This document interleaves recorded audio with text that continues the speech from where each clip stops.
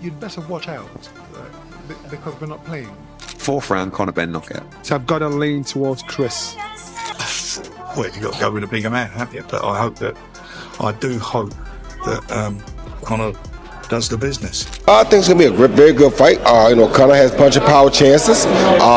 Chris is the bigger guy, so you can give Chris the advantage going in because he's a bigger guy. But Conor does have exceptional punching power, so it's gonna be a great fight. I think Chris should win the fight. I think Chris should out. Boxing professionals are already taking their positions on the upcoming rematch between Benn and Eubank, with Eubank hinting at Crawford and Canelo afterward.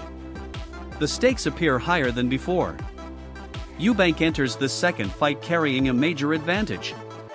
Brian "Bo-Mac" McIntyre has returned to his corner. This is the trainer who guided Terence Crawford to the very top of the sport, and Eubank views this as the perfect addition to his team. This return brings strategy, experience, and technical guidance that Eubank lacked previously.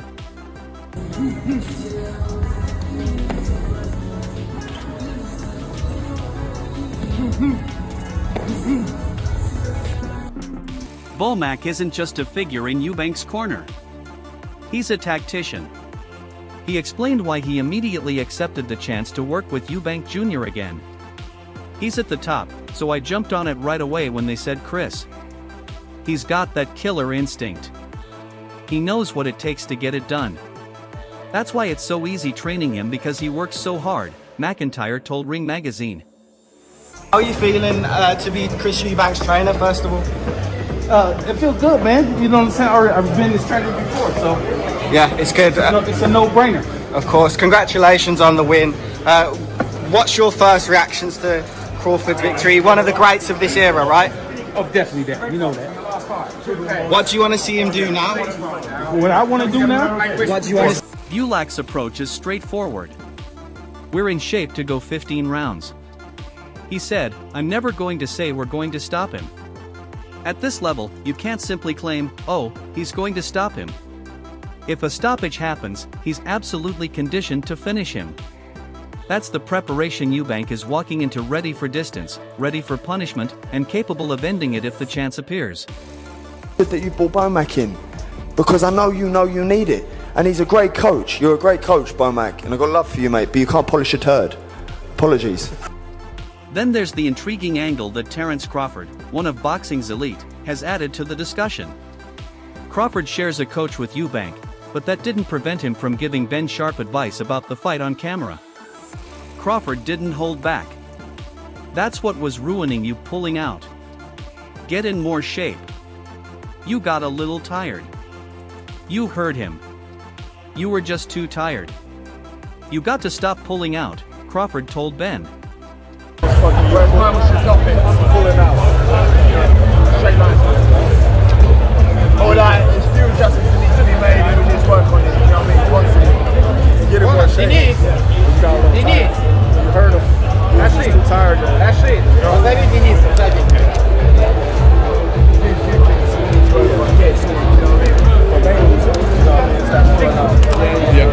It's strategic advice hidden inside a prediction.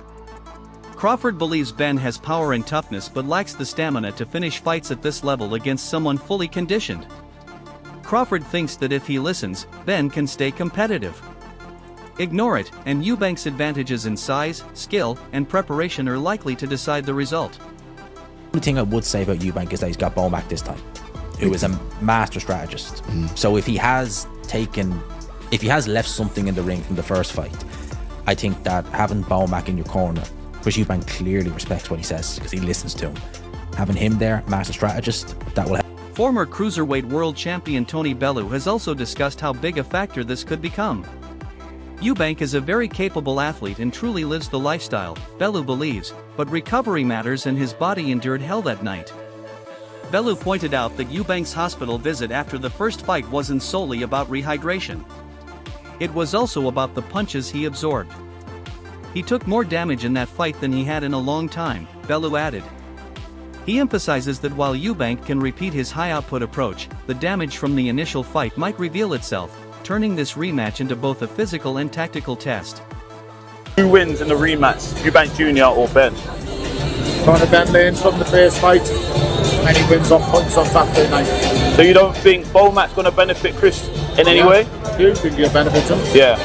But it doesn't mean he can still stop. He can't keep Conor Benn up. But Conor Benn this time would use... Eddie Hearn, Ben's promoter, views the fight from another but supporting perspective.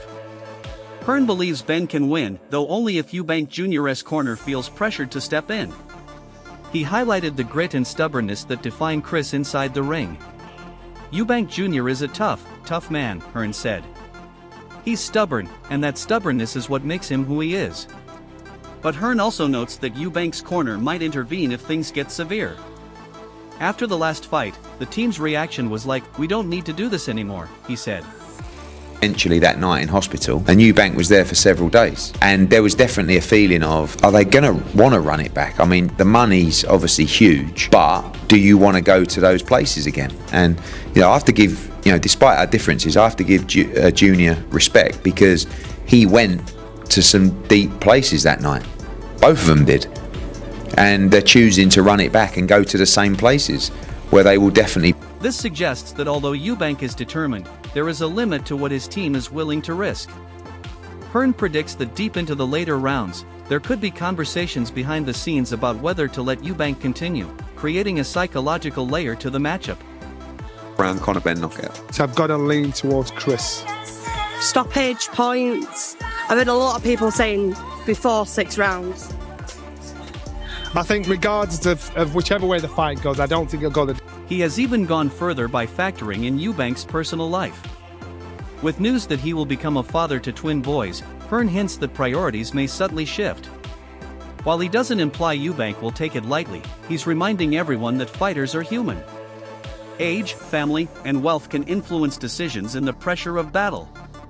I think that Conor Benn will stop Chris Eubank this Saturday. I know he's a big underdog with many, and it's a bit of a punt with me taking this prediction, but I expect Conor Benn to win early. Both of these fighters have been inactive over recent years, and I don't think... Eubank himself is completely clear about the stakes.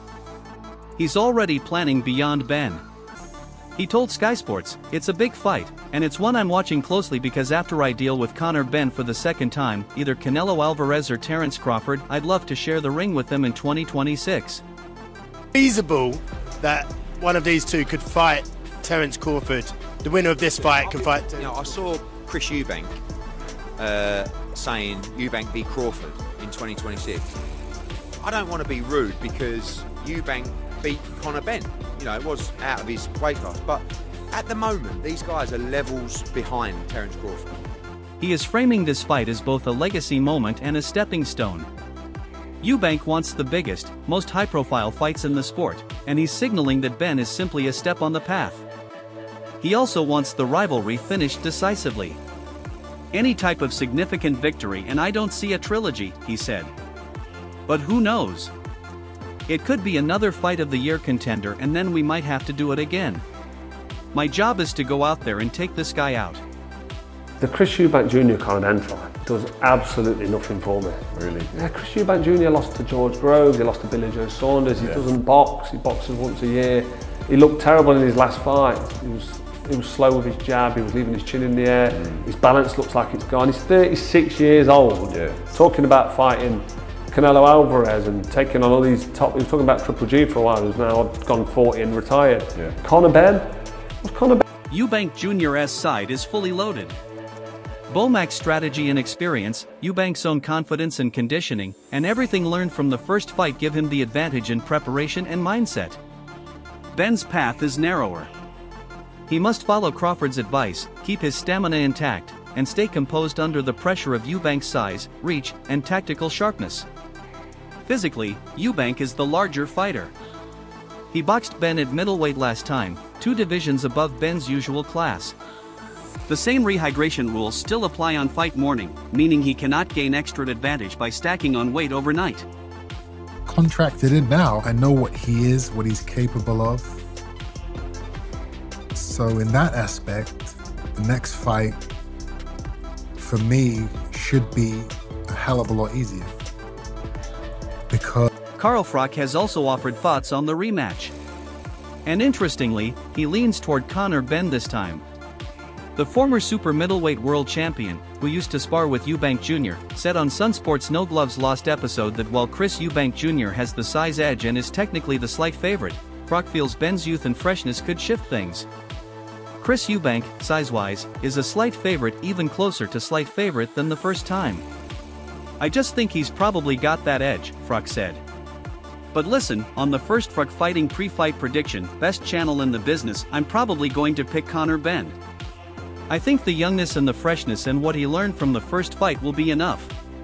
He's got his reasons for being sort of annoyed with Eddie Hearn and the British Boxing Order Control, because he's been fined quite a lot. Yeah. He got fined for not making the weight. I know he's supposed to make the weight. I think it was £500,000. But the Border Control do a fantastic job, and they're there for the safety of the fighters. And I personally know Robert Smith, and he does a great job. So for him to slag off Robert Smith, I think that's a mistake, and one that he'll probably... Froch's comments make sense when you consider what Ben took from the first fight. He had to adapt in real time against a bigger, more experienced man, and even though he lost on points, he showed toughness and tactical improvement. Froch is essentially betting on that learning curve and the fact that Ben no longer carries the same inexperience he had when he first stepped in with Eubank. Can we just get one quick one? What's your reaction to Chris Eubank Jr. coming to the press conference? Looking forward to it? Yeah, it's good. It's going to be, exciting, man. You got any words for him? No, just excited to have you there, mate, and be part of it. We're missing you. Frank Warren also commented, framing the fight around size versus skill. He noted that Ben boxed extremely well in the first fight, better than most expected, but ultimately Eubank's natural size made the difference on the scorecards. I just, keep thinking the big guy beats the little guy, Warren said to Box Nation. Conor boxed very well early in the last fight. He boxed extremely well, much better than I expected, but the size mattered in the end. Maybe he's more comfortable now. Maybe he's grown into the weight. We'll see. He's got to jump on him early, jump on Junior and be the boss. And if he does that, he has a chance, but it could end up the same as last time. Tests. Ben's dangerous early in that fight, in my view, because he's coming with all that stinging venom and kind of pent-up aggression that he's developed over the last 2.5 years. But I think Eubank's fought the better level of opponents, even though he's aged 2.5 years and he's been knocked out by Liam Smith. I go Eubank on points. Warren is pointing out something fans already recognize. Ben must be more aggressive early, use his conditioning, and keep pressure on Eubank from the opening round. He's basically saying Ben's best chance is to set the pace while the physical differences are still manageable. Amir Khan, who was once linked to facing Ben before retiring in 2022, sides with the bigger man, Eubank. On IFL TV, Khan explained that although Ben can do more and still has plenty left, Eubank's size, experience, and confidence make him very hard to beat. I think Conor will do more cause he's got a bit left in the tank.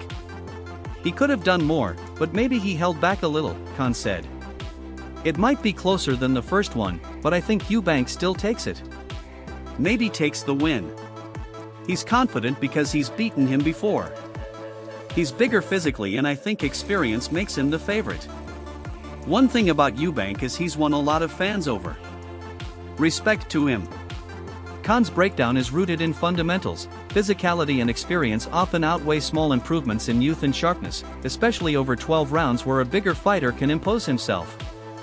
It's very interesting to think, to be honest with you. I mean, Conor's going up for 2 weight divisions. He's not fought anyone like the people that Eubank Jr has fought, at his own weight, let alone 2 weights above. So it'll be very interesting. But Conor has a huge self-belief and drive, to be honest with you. A drive like his dad, the Benn family. I've never seen a family with more drive and determination. So I think everything's pointing at Chris Eubank. Sean Porter shared his view after sparring with Ben. He gives Eubank the advantage but adds detail, pointing to how weight and size affect the challenger.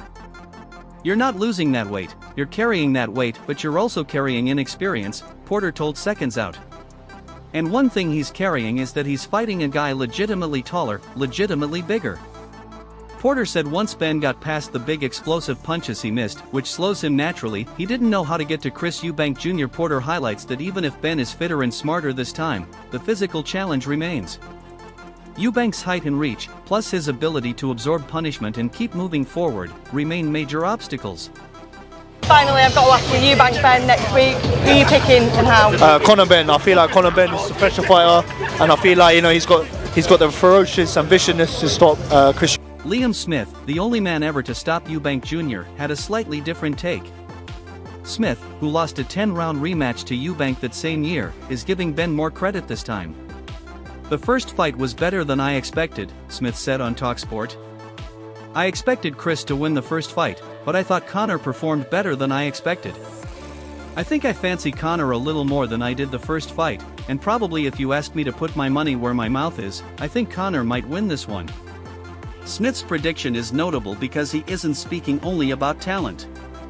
He's weighing improvement, experience from the first encounter, and the mental boost that comes from learning under pressure. You know what?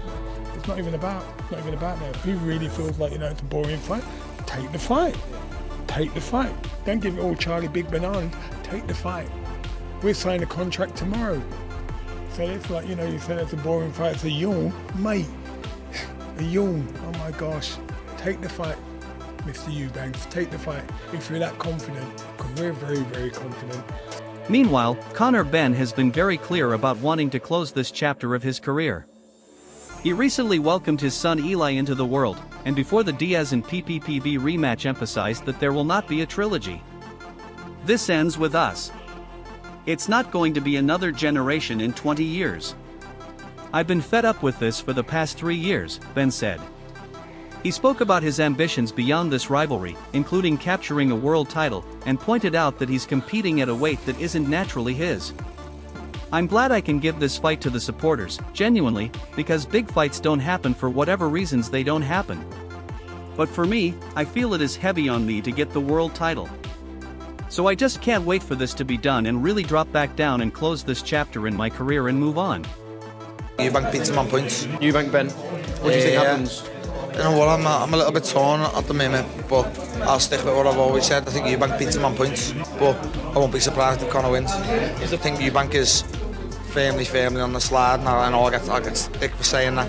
I also think 160 is hitting him now. He's started to mention it a few times, so that's why I bring Conor into it a little bit more. But like I said before, that being said, if Conor... Eubank Jr., on the other hand, spent 2 nights in the hospital after the first fight due to severe dehydration, showing just how demanding that initial encounter was. "I'm going to come in there and stick it on you from the get-go. Straight away. I'm going to come out there hot skipping a big right hand to a big flipping head of yours." I don't believe you. Oh, you don't believe me? No. Or would you believe it? I don't believe. Still, both fighters were contractually guaranteed a rematch, which explains why they're back in the ring for another 12-round battle. Chris Eubank Sr., famously outspoken about his son's career, refuses to choose a winner this time. On Sunsport's No Blood Lost episode, he stayed silent. Presumably, down the years, you and Chris have crossed paths outside of boxing. Do you get on? He's a strange guy. He's a strange guy. I mean, he is like his dad. He's just Chris, isn't he? His concerns remain unchanged. Eubank Jr., now 36, competing at the 160 pounds middleweight limit while following the 10 pounds rehydration rule is challenging, and he believes Ben, a natural welterweight, shouldn't be allowed to move up and face a bigger man. Chris Eubank Jr. was a fantastic fighter, is a fantastic fighter, but he's too heavy. Okay, he is a 168-pound fighter. For him to get down to 160 now is too much for him. So Conor would be fighting someone who has lost his punch resistance, which was proven with this.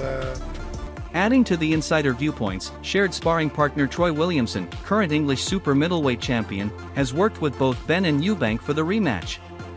In an interview with TV, Williamson admitted he couldn't pick a winner. "I'm on the fence. I'm on the fence. You know, if I hadn't sparred both, I would have given a prediction, but I'm expecting a good fight. I'm looking forward to the fight as a fan," Williamson said. What he's highlighting is something fans already feel. This rematch is more balanced than the first. Eubank carries size, experience, and Beaumack's technical guidance, while Benn has absorbed lessons from the first fight, is fresher, and arguably hungrier to prove himself.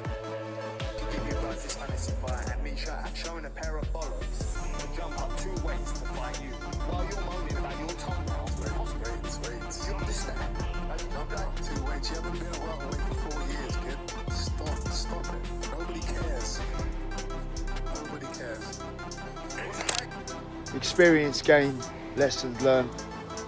Eubank again ready to smash him, mate. Come on. Benn is younger, fresher, and has learned from the first fight, which could give him a clear edge if he applies Crawford's advice on conditioning and staying engaged.